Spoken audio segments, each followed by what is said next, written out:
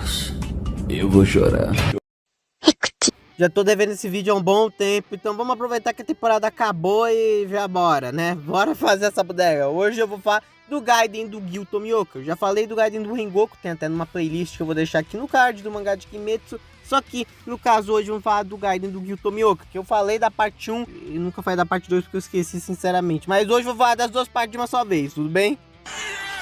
E para quem não sabe, Gaiden são capítulos extras de mangás, histórias paralelas, spin-offs canon da sua própria obra. No caso aqui, já teve um do Rengoku, mostrando mais ou menos sua origem como pilar, e aqui a gente tá do Tomioka, mostrando um pouco do seu ponto de vista após o encontro estranho que ele teve com Tanjiro e Nezuko lá no episódio 1. E uma coisa bem interessante desse Gaiden é que a gente discute um pouco mais sobre esses Onis que tem meio que uma mentalidade mais humana, por assim dizer. O capítulo se inicia com um cara tremendo de medo, segurando uma mulher, que a gente não sabe quem é, pedindo por favor, não me mata, não faça isso, por favor, eu sou inocente. E a gente vê que a pessoa que tá tentando matar ele é o Tomioka, obviamente, esse Haori aqui é irreconhecível. Só que aí a gente vê algo muito estranho nesse cara, ele deixa a mulher que tava segurando caindo e a gente vê que ele não tava tentando proteger ela. Ela tá toda mordida, como se alguém estivesse rasgando parte do corpo dela. E ele promete que não vai fazer aquilo de novo, que poderia parar, ele promete, até que ele fica desesperado e parte pra cima e a gente vê que é realmente um Oni. Mas continua gritando que ele não vai comer mais humanos. E o Tomioka... Corte rápido. Ele termina sua missão e já é chamada para outra. E nesse caso seria uma missão um pouquinho diferente, porque o Oni que tá dando problema agora já matou alguns caçadores. Então ele é um pouco mais forte que o normal, mas ele poderia ir atrás dele, atrás das montanhas. Então, ok, até aí. E aí a gente vai para um outro lado dessas montanhas, já na localidade do Tomioka. E a gente vê alguém que já está comprando os remédios e ao mesmo tempo passando uma folguinha, porque todo mundo merece um dia de folga. E sim, é a Shinobu. Tá lá relaxando com a sua folga, mas ainda assim comprando alguns venenos e outros tipos de remédio para ajudar ela em seus experimentos. Então até na folga ela tá trabalhando um pouquinho, se parar pra pensar. Só que ela também pergunta pra dona da loja sobre um tal urso que tava atacando várias pessoas, né? Porque estão falando, né? Que é um urso que tá matando várias pessoas. A gente sabe muito bem que não é. Só que ela continua investigando e as pessoas não querem falar muito sobre esse tal urso. O que deixa a Shinobu meio desconfortável com tudo aquilo. Até que ela ouve uma gritaria e vê que é uma garota brigando com vários caras, falando que ela tentou ir de novo na montanha sozinha e que ela vai acabar morrendo. Ela disse que não estava sozinha porque estava com o Taro, o doguinho dela de estimação que estava vigiando tudo. Só que eles falaram pra parar com isso, que deixar o serviço com os adultos e que eles vão vingar o pai dela. E aí se pergunta, ué, quem é essa garota aí? E a moça da loja explica que o nome dela é Ya, e ela é a filha do Matagi da região que foi assassinado recentemente pelo tal urso, entre muitas aspas. Então ela queria se vingar mais do que tudo, que faz até que sentido, né? Desde que o pai dela morreu, ela já vai atrás desse urso sem parar e ela tenta fazer tudo que é possível pra se vingar. Até que a Shinobu vê, eita poxa, eu conheço esse cara. E assim acabam parando essa garota. E quem foi? Foi obviamente o Tomioka, que falou pra ela parar um pouquinho aí. E ele já se apresenta como Hashira, caçador de Oni, na frente de todo mundo. E a Shinobu, esse cara é retardado por acaso? Na frente de todo mundo? E fica um monte de gente perguntando que é o caçador de Oni, etc. E ele vai respondendo e ninguém vai acreditando, pensando que ele é um esquizofrênico do caramba. E ainda por cima, falam que reconheceram o Haori dele, tecnicamente. É o quê? Algum tempo atrás, uma família aqui perto foi assassinada. E inclusive o líder da família até foi morto no processo. E você tem a mesma descrição do cara que tinha o Haori que passou por perto e matou ele. Bem, ninguém ficou sabendo que tinha um Oni ali, mas... realmente, foi o Tomioka que matou o cara. Aí já amarram ele, já culpam ele. Em meio a essa baderna, a Shinobu chega, fala que vai ajudar, né? Ei, Tomioka, aí, depois não sabe porque ninguém gosta de você. Você está me desafiando, é? Tá de boa, eu te ajudo. Preciso não. Ele rasga as cordas fáceis e já vai cair fora pra procurar o tal Oni que tá por aí. Só que essa garota Ya acabou caindo e desmaiando praticamente. Ela tava com uma febre absurda e a Shinobu foi lá tratar dela, já que ela é meio que uma médica, né? Faz sentido. E a gente aprofunda mais um pouquinho nessa personagem com um sonho dela. No caso, primeiro mostrando a sua infância, tinha até um doguinho filhote, que coisa fofa. A questão é que ela pede pro pai dela ensinar ela a atirar, porque é a questão de se defender um pouco. Como ela era uma garota e era mais no padrão da época, o pai dela não aceita de primeira, mas já que é pra autodefesa, então ele ia ajudar. Mas caso ela falhasse, ele já ia desistir logo de cara. E a gente avança um pouquinho nesse flashback, meio sonho, e assim ela chega na sua casa. E a cena é bem semelhante à do Tanjiro chegando na dele, porque tá toda a família morta, inclusive seu pai sendo devorado por um urso. Mas pelo que tudo dá a entender, é como se ela estivesse negando pra si mesma alguma coisa. E assim ela acorda com essa cena daqui perturbadora. Moça bonita, moça bem feita, moça formosa. Ela corou. Ela corou. Não tem quem não core perto dessa criatura. Inclusive, tem uma das cenas que eu mais gosto desses 2 capítulos, que é o Tomioka indo lá fazer aquele carinhozinho no cachorro, e aí o cachorro morde a mão dele e não larga. Ele fica lá sacudindo o cachorro, não larga a mão dele. Alguém me ajuda! E a Shinobu e também o Tomioka fazem questão de explicar o que são Onis pra ela, porque ela também se pergunta o que é isso que eles estavam procurando. Mesmo que não é um Oni, é um urso. Não vem meter essa não.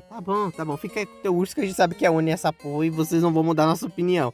Mas eles explicam seres sobrenaturais, transformados por um sangue especial e que ainda por cima são extremamente violentos, têm uma regeneração absurda, não conseguem sobreviver à luz do sol, mas são agressivos e gostam de comer carne humana e até de animais às vezes, mas no geral eles são extremamente violentos e devem ser parados imediatamente. Só que ela não acredita muito na Daia, ou talvez acredite até demais nesse momento, porque ela fica enfurecida e fala que já está melhor e vai cair fora. Só que Tomioka tenta parar ela de novo, falando que não vai dar certo, seja lá o que ela for, você deve estar escondendo algo de nós, só que ela nega e vai embora. Mas ele acaba notando alguma coisa e fala pra ela: Onis não viram humanos, eu pelo menos nunca vi.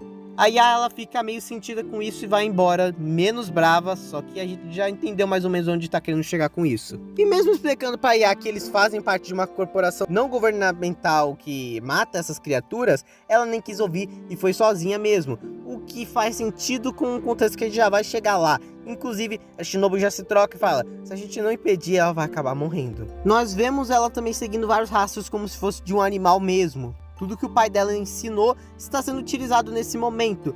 Inclusive, ela continua com o Taro, que foi seguir ela para ajudar a rastrear também. E a gente vê outros flashbacks, por exemplo, com o pai dela ensinando realmente tudo que ela sabe e falando que eles matam para sobreviver. Afinal de contas, eles são Matagi, então até faz sentido. Só que aí ela acha algo estranho. Depois de um tempo, o Taro não voltou. E quando ela chegou até ele, ela encontrou apenas a cabeça, que eu vou censurar nesse momento, porque a Gotou já é baixa e matar cachorrinho faz eu ficar muito triste. Mas a questão é que ela só achou a cabeça do coitado. Onde estava o resto do corpo dele?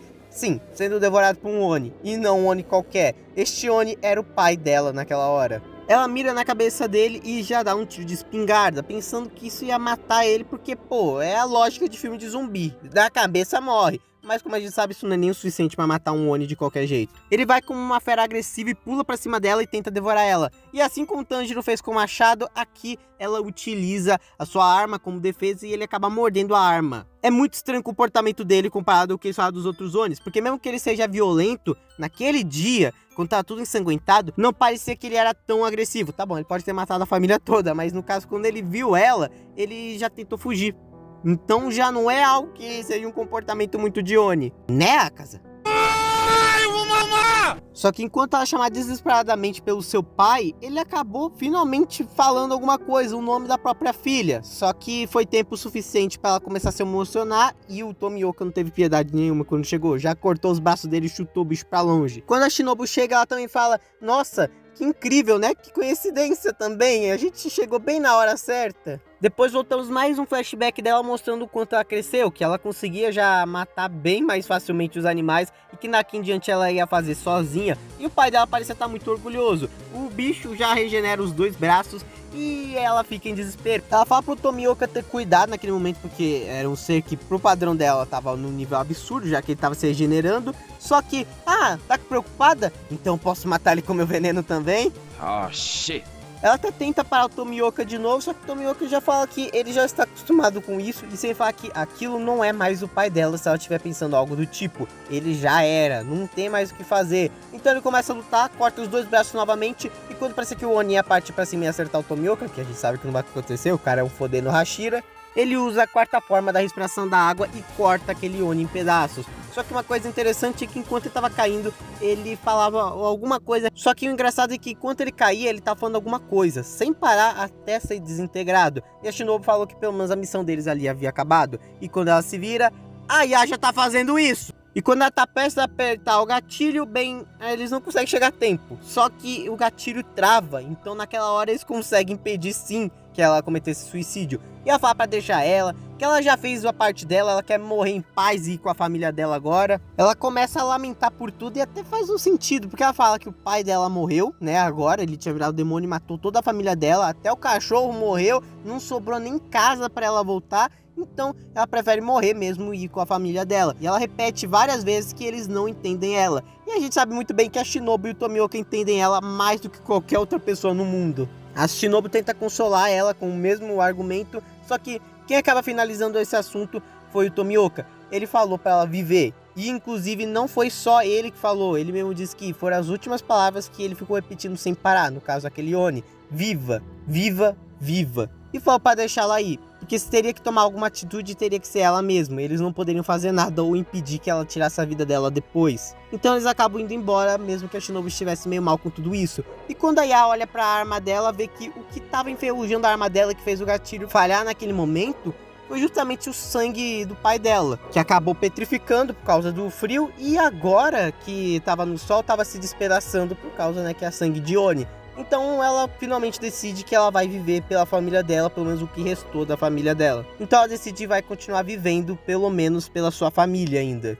E aí vemos o Tomioka e a Shinobu tomando lamen, já que ela tem que aproveitar o restante do dia de folga dela, e fala que ele tá um pouco diferente, a maneira como ele agiu com ela agora, e até mesmo com o Oni, não é a cara dele. E aí pergunta se algo mudou nele. E ele fala sobre algo estranho que aconteceu com ele recentemente. Foi o caso do Tanjiro e da Nezuko. Aquilo foi se ele repensar um pouco os conceitos de caçador de Oni que ele tem.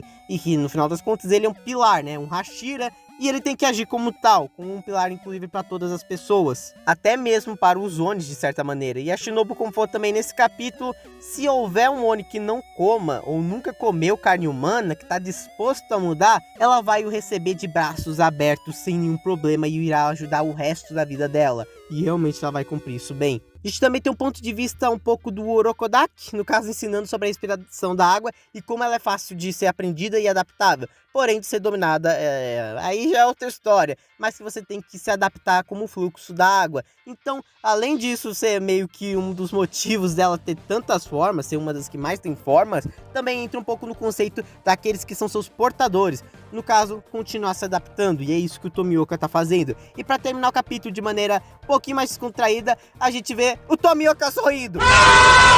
Isso foi cursed demais. Isso foi muito cursed. O que foi? Que nada. Eu só vou lá comer no outro lado pra não vomitar. E assim finaliza o Gaiden do Gyu Tomioka, porque tem que deixar claro que ninguém gosta do Tomioka. Tadinho do cara. Tadinho dele. Mas bem, fala aí embaixo o que você achou desse Gaiden. O Gaiden em si eu acho bem legal. Além de explorar um pouquinho mais a respiração da água, a gente vê um pouquinho da reação do Tomioka após os acontecimentos daquele primeiro episódio. Comente embaixo sua opinião. Muito obrigado a todos os membros do canal. Se puder, se torne membro. Eu me despeço de vocês. Falou e fui!